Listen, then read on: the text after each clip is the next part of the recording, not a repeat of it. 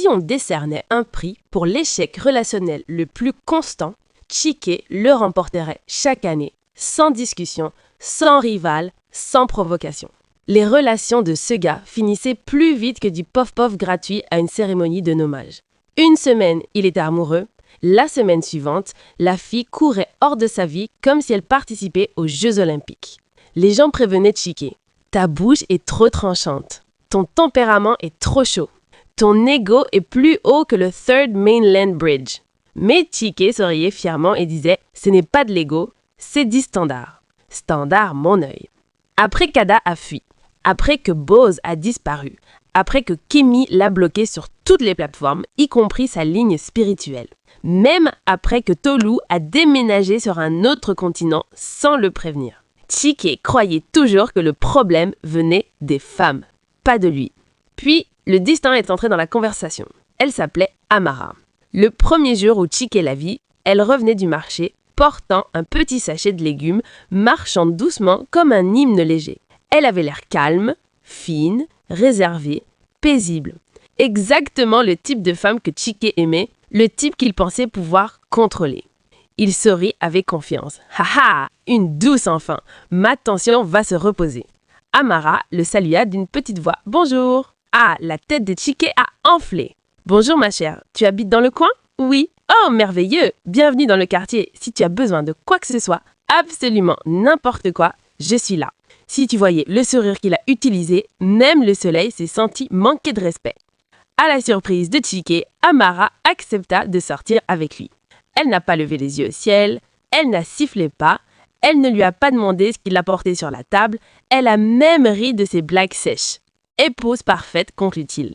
Pendant les 2 premières semaines, Chike se comporta bien parce que tout le monde se comporte bien pendant la période d'essai gratuit. Il ouvre les portes, parle doucement, a même lavé une assiette une fois. Chike laver une assiette, le monde a failli se terminer ces jours-là. Puis, petit à petit, son vrai tempérament est revenu de vacances. Un soir, il mangeait dans son appartement. Amara enlevait des arêtes de poisson de son ragoût quand Chike s'énerva pour quelque chose de très banal. « Pourquoi tu manges si lentement? Tu ne peux pas être plus rapide, tu es un escargot ?» La pièce devint silencieuse. Amara leva la tête lentement, calmement, paisiblement, comme quelqu'un qui a fait des cours de gestion de colère au ciel. Chike s'attendait à ce qu'elle s'excuse. Au lieu de ça, elle posa doucement sa cuillère et dit « Chike, ne me parle plus jamais comme ça. » Chike éclata de rire. Un rire fort, masculin, rempli d'orgueil. Le genre de rire que les hommes utilisent quand ils ne savent pas que Dieu prépare leur chute. « Sinon quoi ?» demanda-t-il. Ce simple « quoi » fut le début de la réécriture de son destin. Les 3 secondes se déroulèrent plus vite que les changements de prix du carburant au Nigeria. Amara se leva. Chike cligna des yeux. Avant qu'il finisse d'écligner, Amara avait déjà tordu son poignet, plaqué sa main derrière son dos et le penché doucement, très doucement, comme un élève recevant une correction. « Ah, Amara, attends maintenant, tu es folle !» cria Chike. Elle murmura calmement près de son oreille. « Je t'ai prévenu, j'ai grandi avec des frères. » Il se figea. « Des frères? Combien? Étaient-ils soldats? S'était-elle entraînée avec eux? Était-elle partie d'eux ?» Quand elle le relâcha, Chike ressemblait à quelqu'un qui venait de survivre à un rejet lors de l'enlèvement au ciel. Il voulait rompre ce soir-là. Il avait même répété le discours « Écoute Amara, ce n'est pas toi, c'est moi et mes os. » Mais chaque fois qu'il ouvrait la bouche pour le dire, il se rappelait de la torsion du poignet, du locage de la main, de la façon dont elle n'avait même pas transpiré en le faisant. La peur a kidnappé sa langue. Et ainsi, Chike resta dans la relation, non par amour, mais pour des raisons de sécurité nationale. Il ne le savait pas encore, mais ce n'était que le début. Après la torsion de poignet du destin, Chike devint un homme changé. Pas spirituellement, physiquement, émotionnellement, psychologiquement et même géographiquement, parce qu'il commença à donner de l'espace à Amara en se déplaçant physiquement vers des coins différents de toute pièce où elle entrait. Pour la première fois de toute sa vie d'adulte, Chike comprit ce que signifiait avoir peur de sa propre petite amie. Mais Amara agissait comme si rien ne s'était passé. Elle restait douce, calme, à la voix tendre. Elle disait des choses comme « Chike chéri, comment tu te sens aujourd'hui ?» Et le chéri entrait dans sa moelle épinière et réorganisait son système nerveux. Soyons très clairs, Amara n'était pas violente, elle n'était pas compliquée, elle n'élevait même pas la voix. Elle portait simplement l'autorité silencieuse de quelqu'un qui pourrait te plier en avion papier si nécessaire. Un après-midi, Chike invita Amara chez lui. Elle arriva tôt, portant une longue robe et des sandales, ressemblant à la paix sur deux jambes. Pendant ce temps, Chike se cachait dans la cuisine, suppliant Dieu pour du courage. « Seigneur, s'il te plaît, si elle tente quelque chose aujourd'hui, envoie l'ange Michel, pas les anges juniors, s'il te plaît. » Ils s'assirent ensemble pour regarder un film. Amara l'appréciait. Chike faisait semblant de l'apprécier. Son rire sonnait comme celui d'un homme riant sous contrainte. Puis Amara dit quelque chose d'inoffensif. « Chike, la télécommande est à côté de ta jambe. Passe-la, s'il te plaît. » Chike sauta comme quelqu'un qui a entendu un coup de feu. « Oh, d'accord, oui, tiens. » Amara le regarda avec suspicion. « Pourquoi tu agis bizarrement ?» demanda-t-elle. Chike sourit, le genre de sourire que tu fais quand ton âme a emballé ses affaires et quitté ton corps. « Moi ? Bizarre ? Non, maintenant, c'est mon comportement normal. » Elle leva un sourcil. Chike avala de l'air. Les choses ont dégénéré le jour où Chike accompagna Amara à la salle de sport. Il ne la suivit que parce qu'elle avait dit « Viens, faisons un léger exercice ensemble. » Léger. Ce mot l'a trompé. Quand ils entrèrent dans la salle, l'instructeur regarda Amara et sourit. « Madame, bienvenue encore. » Puis il se tourna vers Chike. « Ah, enfin tu es là. Donc c'est toi le fameux petit ami. » Chike cligna les yeux. « Fameux ? Pourquoi fameux ?»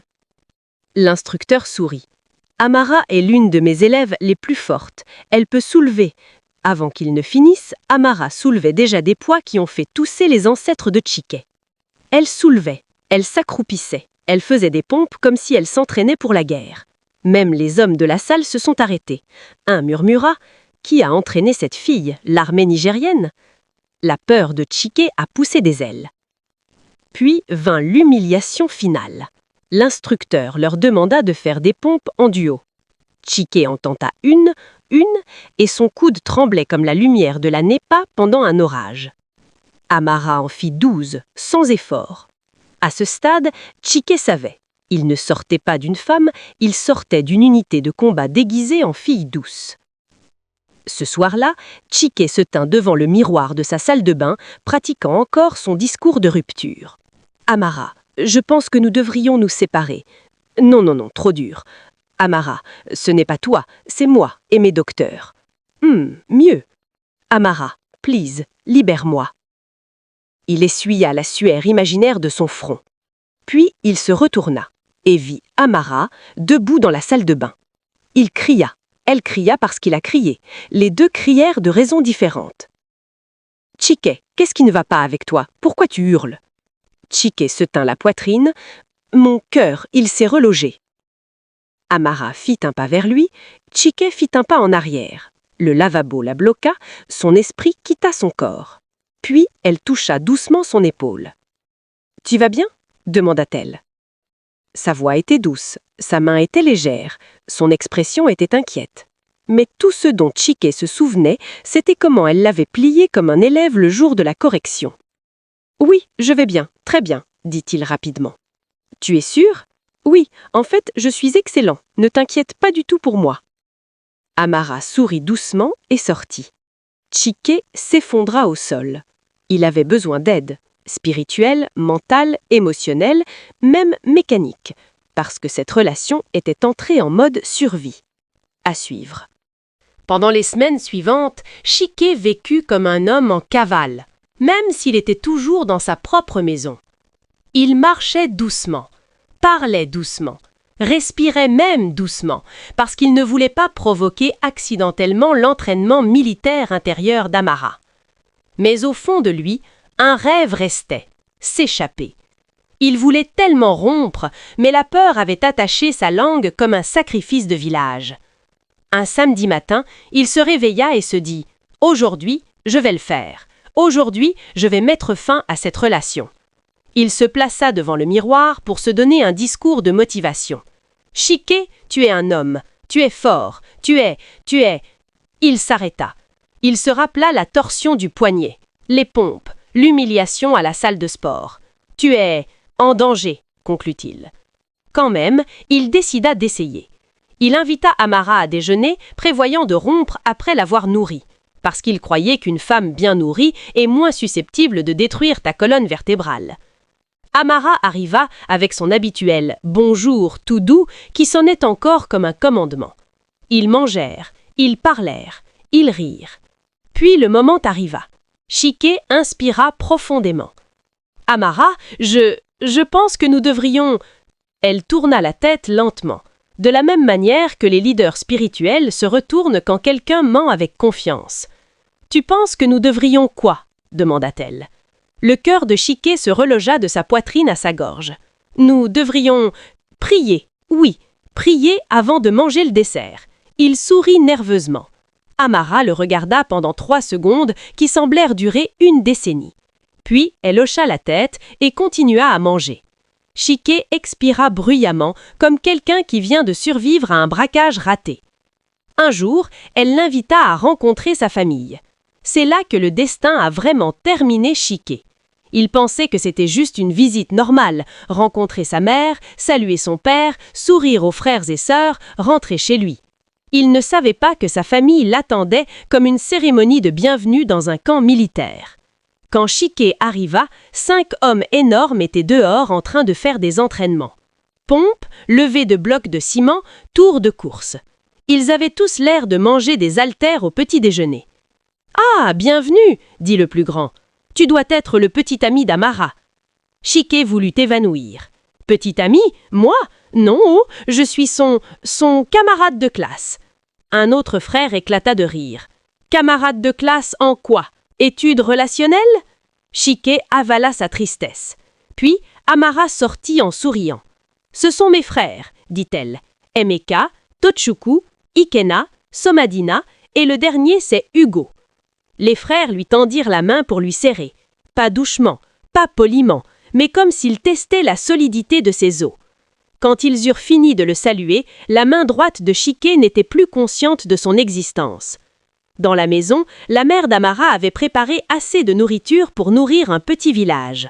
« Mange, mon fils, dit-elle affectueusement. Mange et sois fort. » Les frères d'Amara hochèrent la tête agressivement, comme pour dire « Tu dois être fort dans cette famille ou tu périras. » Chike mangea par peur, et par respect, mais surtout par peur. Après le repas, l'aîné des frères se tourna vers lui. « Alors, Chike, quelles sont tes intentions avec notre sœur ?»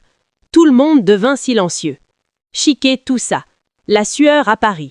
Son âme fit une pause temporaire. « Mes intentions ? Ah, mes intentions sont bonnes, oh, très bonnes. Je la respecte, je la chéris, j'admire sa force.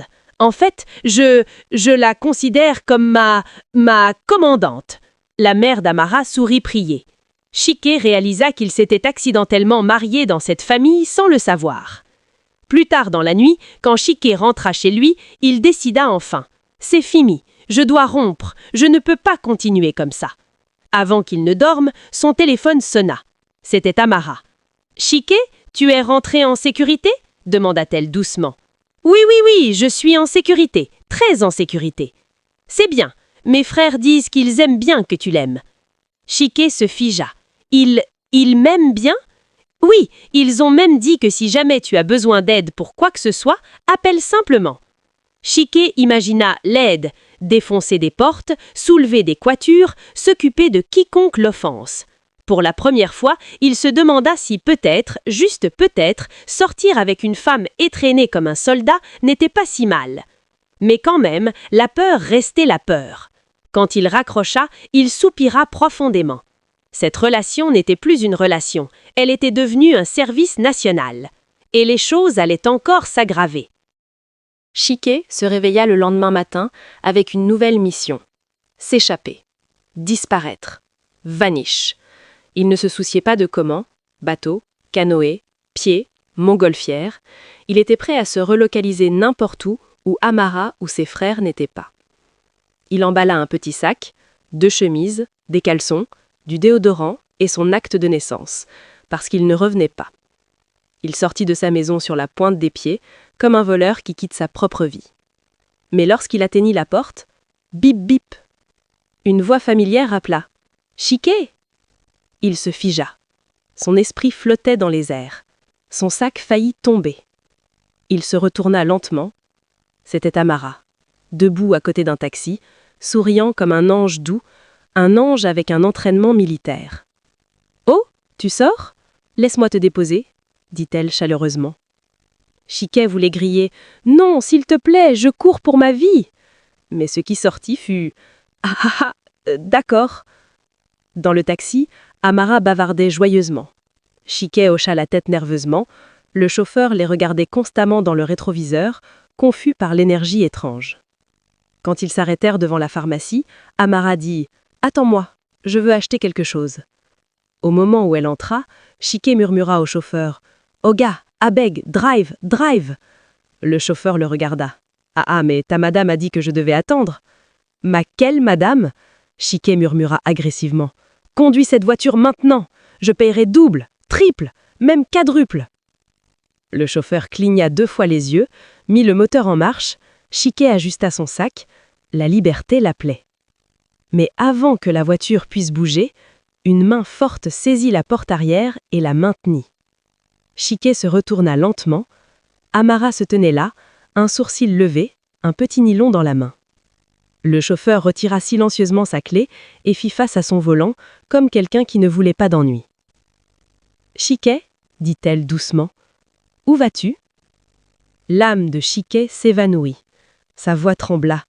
« Je voulais acheter quelque chose, oui, cure-dent. » « Avec un sac de voyage » Son autre sourcil rejoignit le premier. « Ah, oui, c'est un grand cure-dent. » Elle sourit doucement et ouvrit la porte. « Descends, parlons. » Chiquet descendit comme un prisonnier condamné. Elle se tenait devant lui, calme, silencieuse, immobile comme de l'eau, mais avec cette force cachée qu'il n'oublierait pas. « Chiquet » demanda-t-elle, « pourquoi agis-tu comme si tu avais peur de moi ?» Il ouvrit la bouche, mais aucun mot ne sortit, juste de l'air, et une petite confusion. « T'ai-je déjà attaqué ? Non. T'ai-je déjà menacé ? Non. T'ai-je déjà élevé la voix ? Non. Alors pourquoi cours-tu ? » À ce moment-là, des larmes se formèrent dans les yeux de Chiquet. « C'est la torsion du poignet, Amara, » murmura-t-il. « Tu m'as plié comme une feuille de devoir. » Elle soupira, s'avança et lui prit doucement les mains. « Je ne suis pas ton ennemi. Je ne tolère pas juste le manque de respect. Je t'ai dit que j'ai grandi avec des frères. Ils m'ont entraîné à me défendre, pas à faire du mal aux gens. » Chiquet renifla. « Alors, tu ne me casseras pas les os ?» Elle rit. « Non, Chiquet, je ne te casserai pas les os, mais je ne te laisserai pas non plus me traiter comme tu as traité ces autres filles. » Chiquet avala lentement. « Alors, tu n'es pas dangereuse ? » « Oh, je suis très dangereuse, » dit-elle avec un sourire espiègle, mais seulement envers les gens qui le méritent. Pour la première fois, Chiquet se relâcha réellement. Amara n'était pas un cauchemar, elle était simplement une femme qui refusait d'être opprimée. Et d'une certaine manière, c'était la première fois que Chiquet se sentait en sécurité avec une femme. Ils décidèrent d'aller se promener, ils parlèrent, vraiment parlèrent, pour la première fois. Chiquet s'excusa de son mauvais comportement, Amara le pardonna facilement.